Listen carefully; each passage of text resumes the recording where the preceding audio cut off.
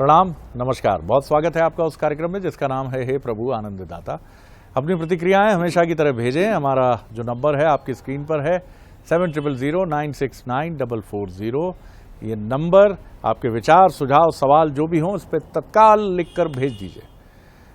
और आज हम जिस विषय पर बात कर रहे हैं उसको समझने के लिए 2-3 आपके सामने दृश्य बिंब प्रस्तुत करने की कोशिश करता हूं। कल्पना कीजिए कोई भी कार्यालय है, सरकारी, निजी, और वहां बैठा व्यक्ति बार बार उबासी ले रहा है। आप किसी काम से उस ऑफिस में गए हैं तो आप देख रहे हैं कि आपको साफ समझ में आ रहा है कि इस व्यक्ति का मन इस सिस्टम पर बैठा है या फाइल्स लेकर बैठा है या टेलीफोन कर रहा है, जो भी कर रहा है, लेकिन आप उसके चेहरे पर एक ऊब देख सकते हैं। वो जैसे तैसे या तो वो अपने मोबाइल पर कोई फिल्म देख रहा है या अपने लैपटॉप या डेस्कटॉप पे कोई फिल्म देख रहा है। उसमें तो उसकी रुचि, उसकी तल्लीनता देखते बनती है। उसकी आंखों के गोलक जिस तरह घूम रहे हैं, आप समझ जाएंगे कि ये समय सरकारी काम या प्राइवेट काम नहीं कर रहा है, ये कोई और काम कर रहा है। लेकिन जैसे ही वो काम पर आता है तो परेशान हो जाएगा। और शर्मा बाबू चल रहा है क्या? चाय पी के आए यार, आज आलस आ रहा है यार दिन भर में। चलिए साहब। और दूसरी तरफ कुछ ऐसे लोग जिनकी आंखें ऐसा लगता है कि 1000 वॉट के बल्ब की तरह चमक रही है। आप चाहे बैंक में जाएं, चाहे किसी और हॉस्पिटैलिटी सेंटर में जाएं, जबकि आप कहते भी हैं भाई साहब आप थोड़ा व्यस्त हैं, मैं अरे नहीं, हमारा काम ही है सेवा करना, बताइए ना क्या प्रॉब्लम है आप। देखिए वो फॉर्म में ये देखिए, उसको नीचे देखिए, आपको मिलेगा एक, तो आपको लगता है यार इस आदमी में कितनी एनर्जी है। ये अपने 10 तरह के काम करा, बगल वाले कोलीग को ही बता रहा है नहीं खोल रहा क्या, पासवर्ड तुमने गलत डाला होगा, चलो मैं देखता हूं। हाँ भाई साहब आप बताइए। चेहरे पे मुस्कुराहट, एनर्जी। आखिर आप इन 2 जो चित्रों को मैंने प्रस्तुत करने की कोशिश की, एक थकेला है और एक ऊर्जा से भरपूर है। आप किसको पसंद करेंगे, थकेले को या ऊर्जा से भरपूर जो व्यक्ति है, अधिकारी है, कर्मचारी है, जो भी उसको पसंद करेंगे? एक कर्म के आनंद को अपने जीवन में ढाल कर बह रहा है और एक कर्म के बोझ को पीठ पे लाद के भारी बोरी की तरह घिसट रहा है। बस उसको सिर्फ इंतजार रहता है तनख्वाह वाले दिन का, अब कब सैलरी आए यार, बहुत होगा वो यार। बीआरएस की बात करें ना, अब ले लो, मैं तो खत्म होगा यार, मजा नहीं आता यार ऑफिस में आने। क्योंकि उसके लिए काम बोझ है। उसको लगता है या तो तनख्वाह मुफ्त में आ जाए हर महीने, या फिर ऑफिस में काम करता हुआ, प्रतीत होता हुआ बैठा रहूं मैं, कुछ हो नहीं साहब। और यही वजह है कि ऐसे ही लोग सबसे अधिक शिकायत करते हैं जब इंक्रीमेंट्स की बात आती है या प्रमोशन की बात है। वो कभी ये नहीं कहेंगे कि मैं निष्क्रिय हूं। आज इसी को हम समझेंगे कि कर्म का आनंद वो कौन विरले लोग हैं जो कर्म के आनंद को जीवन में ढाल कर आगे बढ़ते हैं। हमारे साथ हैं विद्वान वक्ता, भगवत गीता के अध्येता, मानस मर्मज्ञ प्रोफेसर डॉक्टर सुरेंद्र बिहारी गोस्वामी। प्रणाम गोस्वामी जी। जी, आज आपने कर्मानंद विषय पर बहुत अच्छा विश्लेषण किया है और ये बड़ी गहरी समस्या है जी। मूलभूत इस समस्या का प्रभाव तो कर्म करने वाले व्यक्ति को अपने, कुछ लोगों को प्रारंभ में अनुभूत हो जाता है, कुछ लोगों को ये समय निकलने के साथ, और कुछ लोग उसमें आबद्ध होकर जीवन बिता देते हैं। उनके जीवन का एक बोलचाल की भाषा में रूटीन हो जाता है। ये उदासीनता नामक जो संक्रमण है, ये विभ्रम भी जिसको कह सकते हैं, भ्रमित जीवन जीना, उदासीनता में प्रमाद भी होना, ये जड़ की समस्या है। ये खासकर जो हमारे आज के दौर के युवा हैं जो पढ़ रहे हैं, उनके लिए ये विश्लेषण बड़ा महत्वपूर्ण है। उनके लिए विश्लेषण महत्वपूर्ण ये है कि ये रोग इसी समय से लगता है, इसी समय से लगता है। इसमें 2 बातें होती हैं। एक व्यक्ति प्रमादी हो जाता है अपने चिंतन में। अपन लोगों ने एक किया था आसक्ति और विरक्ति पर का मोह पास पर किया था, उसमें एक विरक्ति की बात बताते बताते अपन ने इस पर एक थोड़ा सा चिंतन किया था। मूल रूप से क्या होता है, ऐसे व्यक्ति जो होते हैं वो नाच ना आए आंगन टेढ़ा की तर्ज पर चलते हैं। चूंकि उनके संस्कार, उनके अंतर्चित्त में भाव, विकार, कल्पना और जिज्ञासा नहीं उत्पन्न कर पाता। इसमें पूरी तन्मयता के साथ में अपने घर के पालक भी जिम्मेदार होते हैं, अपने माता पिता भी जिम्मेदार होते हैं, अपने मार्गदर्शक भी जिम्मेदार होते हैं। देखिए, मनुष्य एक अनुपम भेंट है देवत्व की तरफ से संसार में आने वाला प्राणी। अब उसका लालन पालन आप कैसे कर रहे हैं? खेल खेल में, प्रेम व्यवहार में, आपसी प्रक्रियाओं में, क्या आप उसके चित्त में बुद्धि, संस्कार और ज्ञान का प्रवाह बनाकर रखे हुए हैं क्या? ये बड़ा महत्वपूर्ण होता है। हम लोग कई बार ऐसा होता होगा, आपने देखा होगा, खेल खिलौने भी अपने साथ कहानियों का एक अंबार लेकर चलते हैं। दादी नानी की कहानियों का जो क्रम होता है वो अध्ययन से पहले शुरू होता है और अध्ययन के समानांतर चलता है। उसमें भी एक रस होता है, वो सारा रस आपको जिज्ञासु बनाने के लिए होता है। तो आपके अंतर चित्त में जिज्ञासाएं हों। अब आप जिज्ञासा विहीन हैं, आप केवल रटन पठन से आ गए हैं और आपके जीवन की केवल एक चुनौती है कि कैसे मेरी नौकरी लग जाए या धंधे में मैं हाथ आजमा लूं तो मेरी शादी ब्याह हो जाए या मेरी इच्छा अनुसार शादी ब्याह हो जाए और मुझे कुछ काम ना करना पड़े। ये बहुत गहरी बात है। आप इस पर ये मत कहिए कि शादी के लिए ही आदमी पढ़ता है, नौकरी के लिए ही आदमी शादी करता है। ये चिंतन नहीं है इसका मूल चिंतन दूसरा है। चाणक्य इस पर एक सूत्र बना गए, अलसस्य कुतो विद्या, अविधस्य कुतो धनम, अधनस्य कुतो मित्रम, अमित्रस्य कुतो सुखम। डॉक्टर साहब, लेकिन मैं आपके विश्लेषण के एक सिरे पे अटक गया, जहां कर्मानंद की बात की गई। मैं अक्सर पूजा करने वाले लोगों के समूह को देखता हूं, जिसमें मैं भी विनम्रता से शामिल हूं। मैं अक्सर महसूस करता हूं कि कई बार मुझे बिल्कुल आनंद नहीं आता और मेरे लिए सिर्फ वो एक रिचुअल होता है। जिस तरह मैं देखता हूं कि आरती करने वाले या पूजा करने वालों के समूह में कुछ आंखें तो ऐसे देखती हैं जैसे प्रभु से सीधे संवाद कर रही हैं, एक आनंद में डूबी होती हैं। उनको पता नहीं चलता कौन निकल गया, कौन बगल से निकल गया, और कुछ ऊबे हुए अंदाज में मशीन की तरह ताली पीटते रहते हैं और इंतजार करते हैं कब समाप्त हो, प्रसाद लें और चलें। तो ये कर्म का आनंद कब घटता? आपने बहुत अच्छे उदाहरण के द्वारा प्रश्न पूछा है, इसका उत्तर इसी में ही समाहित है, यद्यपि अपन उसको अगले चरण में उसको पूरा करेंगे। ध्यान रखिए, यहाँ आपने देखा ना कि जिस तत्व के साथ आप जुड़े हैं, आप क्या जुड़ पाए हैं तो आनंद आपको मिलता है।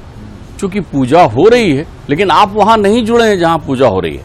आपकी हो सकता है श्रद्धा ना हो, आपके पास समय ना हो, आपकी रुचि ना हो, आपके अंतर्चित्त में जिज्ञासा ना हो, भाव ना हो, तो जब तक आप जुड़ेंगे नहीं।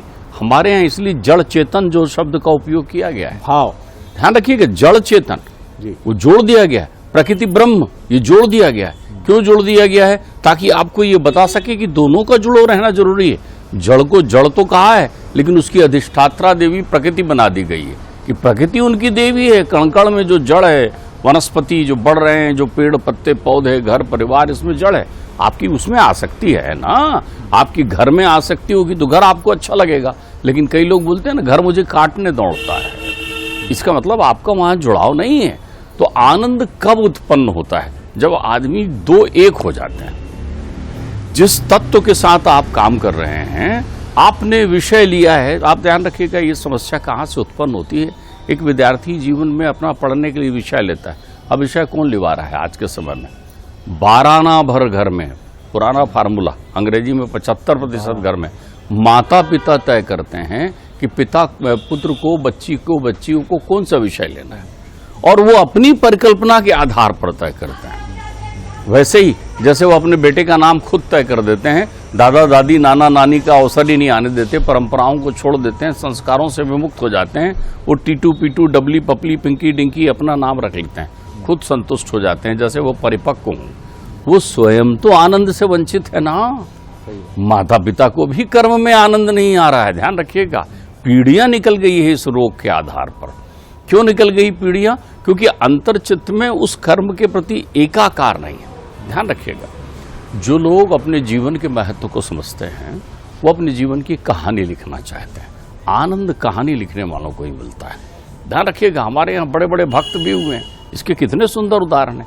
कबीर राम के रामत्व को इतना प्रकाशित किया है कबीर ने कि अद्भुत रूप से प्रकाशित किया है। लेकिन कबीर जीवन भर जुलाहे रहे, उन्होंने अपना कर्म नहीं छोड़ा। ध्यान रखिएगा, ये जो अपने तुकाराम हुए, जनाबाई हुई, जनाबाई एक घर में पोछा झाड़ू लगा रही है भाई, मालिक की सेवा कर रही है, स्वामी गुरु की सेवा कर रही है, कंडे थाप रही है, लेकिन उसने अपने कर्म के प्रति प्रीति खत्म नहीं की, कर्म में उस प्रीति को शामिल कर, कर्म में ध्यान रखिएगा, उसको ईश्वर का आदेश समझ लिया, ईश्वर की कृपा मान ली। कर्म छोटा हो या बड़ा हो, उसमें आप एकाकार हुए क्या? कर्म ही ईश्वर है। अरे आप ये देखिए, ऐसे लोग जो कर्म का आनंद लेते हैं वो फलासक्ति से मुक्त रहते हैं, और जो कर्म में आनंद नहीं लेते उनका ध्यान हमेशा फल में रहता है। फल अच्छा मिला तो वो कर्म अच्छा लगेगा, और फल नहीं मिला तो वो कर्म करना छोड़ देंगे, अर्थात वो कर्म फल के लिए कर रहे होते हैं। उत्तर मिला, वाह। वो कर्म फल के लिए कर रहे होते हैं। अच्छे से घर में पोछा झाड़ू लगा रहे हैं, यदि मालिक तनख्वाह बढ़ा रहा है या पैसा दे रहा है तो पोछा झाड़ू अच्छे से लगा रहा है, लेकिन अगर आपके अनुसार नहीं दे रहा है तो आपके पोछा झाड़ू लगाने का या काम करने का तरीका मुंह बनाकर हो गया। इसका मतलब तुम्हारे उस कर्म के प्रति तुम्हारी आसक्ति नहीं है ना, उस कर्म में तुम डूबे हुए नहीं हो ना, आप उसमें समाहित नहीं हो गए हो ना। तो ऐसी स्थिति में आपको उसमें फला सका। आप देखिए, मैं आपको बताऊं, जिन लोगों ने कर्म में आनंद लिया, एक नहीं, मेरे पास 1000 उदाहरण है, 1000 उदाहरण है। एक विद्यार्थी को, एक बच्चे को उसके माता पिता मना करने जाते थे कि बेटा अब मत पढ़। जीवन में अलग अलग दृश्य मिलते हैं शरद जी, ये दृश्य मैंने देखा है। उस विद्यार्थी को कहने जाते थे बेटा अब रात हो गई मत पढ़, उसको पढ़ने में आनंद मिलता था। उसने इतना पढ़ा और कहानी लिख दी जीवन की। उसने जीवन में हर उपलब्धियों को प्राप्त किया अपने उस ज्ञान के बल पर, क्योंकि उसको पढ़ने में आनंद मिलता था, वो रटता नहीं था, पढ़ता था। ध्यान रखिएगा, मैंने एक आलू प्याज बेचने वाले एक ऐसे बड़े व्यापारी का बचपन भी देखा है, जो चौक बाजार के नुक्कड़ में एक दरी बिछा करके और जोर जोर से अलग अलग स्वर में आलू प्याज ले लो की ध्वनि निकाला करता था। बाद में वो इतना बड़ा उद्यमी बना जिसकी सीमा नहीं है। मैंने देखा कि साइकिल में बोरा लेकर भूसा खरीदने वाले एक व्यक्ति को मैंने भूसे से तेल निकालने की कारखाना खोल करके, कई कारखाना खोल के देखने वाला मिला, लेकिन तब भी उसके व्यक्तिगत जीवन में और चीजों का अंतर नहीं आया था, क्योंकि वो कहता था भाई देखो ये सारी चीजें, बोले मैं हमेशा अपने जीवन में अपने औकात को याद रखता हूं। मनुष्य अपनी औकात भूल जाता है, इसलिए कर्म में आनंद नहीं आता। कितना कमजोर है ये गुब्बारा, महज सांसों से फूलता है, थोड़ी सोहरत मिले इसे क्या, अपनी औकात भूलता है। अरे थोड़े दिन का जीवन मिला है तेरे को। अब ऐसे समय में यदि तुम्हारा, आप देखिए जवानी के दिनों में जिस समय उसको पत्थर में से तेल निकालना है, पत्थर में से तेल निकालना है, उस समय वो क्या कर रहा है, आलस्य को तो विद्या, तब वो आलसी हो गया है, प्रमादी हो गया है, उसको ध्यान नहीं है। और जब उसकी उम्र जो है उस निकले हुए तेल के आधार पर जीवन में व्यापार प्रारंभ करना है, तब तो जाग रहा है, अरे मैंने कितना समय बिता दिया। उदासीनता वक्र उसी संक्रमण से आया है। ठीक। तो आपके कर्म में दूसरा ध्यान रखिएगा, कर्म और कल्पनाओं में मित्रता जरूर होती है, लेकिन पक्के दुश्मन है। कर्म और कल्पनाओं में बहुत गहरी मित्रता होती है, लेकिन उतने ही गहरे दुश्मन भी हैं, यदि वो अपने मूल स्वभाव की, मूल प्रवृत्ति से विरक्त हो जाएं तो। कल्पना करना बहुत अच्छी बात है, एक दिन मैं ये बनकर दिखाऊंगा, एक दिन मैं वो करके दिखाऊंगा। आप कर्म नहीं कर रहे हो तो दुश्मन हो गया ना कल्पना। आपको प्रमादी बनाकर घर में मुंगेरी लाल के हसीन सपने दिखाने के लिए छोड़ दिया, माता पिता की छाती पर मूंग दलते हुए बैठे रहिए आप, बड़ी बड़ी बातें करते हुए। आपके पिताजी की चाय की दुकान है, आपके पिताजी की होटल है, आप पढ़ने जाते हैं 2-4 घंटे के लिए, आपके पास समय है, तो आपको उस दुकान में बैठने में, जिससे आपका जीवन भरण पोषण होता है, जिससे घर चलता है, काय की शर्मिंदगी है। कर्म शर्मिंदा नहीं होता, कर्म पुरस्कृत होता है अपने आप में। फलाशक्ति की प्रक्रिया नहीं होती, अवश्य में भोक्ता कृतम कर्म शुभाशुभम। कर्म का फल तो मिलना है, लेकिन जो फल की ओर ध्यान न देकर अनवरत चलता है, ध्यान रखिए, जिसमें अनवरत प्रक्रिया है, मशीनीकृत प्रक्रिया नहीं, रोज नए सृजन के साथ। इसके 3 बड़े महत्वपूर्ण फार्मूले हैं जिस व्यक्ति को कर्म में आनंद लेना है। सबसे पहले नंबर का एक गुण होना, उसमें होना चाहिए जिज्ञासा। उसको जिज्ञासु होना चाहिए। अगर वो विद्यार्थी है तो उसकी जिज्ञासा की संतुष्टि यह है कि जो उससे बेहतर पढ़ने वाले लोग हैं, जो आगे की कक्षाओं में पहुंच गए, जो उसके शिक्षक हैं, उनके प्रति बड़ा जागरूक रहे, उनसे मिलने का प्रयास करे, उनसे समझे कि कैसे हम पढ़ते हैं, क्या प्रक्रिया होती है। ये जिज्ञासा वहाँ से प्रारंभ होती है। बढ़ गया है, काम धंधा करने लगा है, तो उस क्षेत्र में जो आगे निकल गए हैं या जो अच्छा काम कर रहे हैं, उनके जीवन के प्रति अपनी जिज्ञासा बनाकर रखें। दूसरा, उत्साह। जो उत्सव की तरह कर्म करते हैं, उनके जीवन में आनंद होता है। ध्यान रखिएगा, एक दिन नौकरी मिली, पहले दिन तैयार होकर गए सूट बूट पहनकर, 1 दिन 2 दिन, महीना भर, 2 महीना, फिर उसी ढर्रे में आ गए। आपको नौकरी वही जो आप बता रहे थे, जमाई लेते हुए बैठे हैं। ऐसे कितने लोग हैं जो हर दिन को नया दिन मानकर, हर दिन को अपनी पहली नौकरी मानकर, हर दिन को अपना पहला काम मान करके अपना जीवन प्रारंभ करते हैं। वही शैली, वही तरीका, वही अनुशासन। आप देखिए, हमें तो अपने प्राध्यापक ध्यान आते हैं, पढ़ाने वाले लोग जब वो आया करते थे तो हमारे नायक हुआ करते थे। मैं सागर विश्वविद्यालय का विद्यार्थी रहा हूँ, तो जब मैं देखता था वो आते थे बढ़िया तैयार होकर के, तो हम उनकी एक एक चीज़ों को देखते थे कि हमारे सर के हाथ में कौन सी किताबें हैं, हमारे सर ने आज क्या पहन रखा है, हमारे सर आज कौन सी चीज़ों को कैसे समझा रहे हैं। ये हमारे में जिज्ञासा भी थी और उत्साह भी था। आपने उन नायकों को जिनकी आपका जीवन में कोई संबंध नहीं है, अपने जीवन की मुख्य आधार में शामिल कर लिया है। ध्यान रखिएगा, मनुष्य का जीवन मूलतः कर्म करने के लिए बना है। लेकिन अब यहां देखिए दोनों बातें, कर्म करना है तो कर्म का नाश कर तभी मुक्ति मिलेगी, कर्माशयन के बिना मुक्ति नहीं मिलती। तो इसका मतलब क्या बार बार इस दुनिया में आएगा? तो सवाल यह है, यस जी, मैं तब तक दुनिया में आते रहूंगा जब तक मैं केवल कर्म को आनंद की विषय वस्तु नहीं समझ लेता, फलाशक्ति में मैं नहीं पड़ा रहता।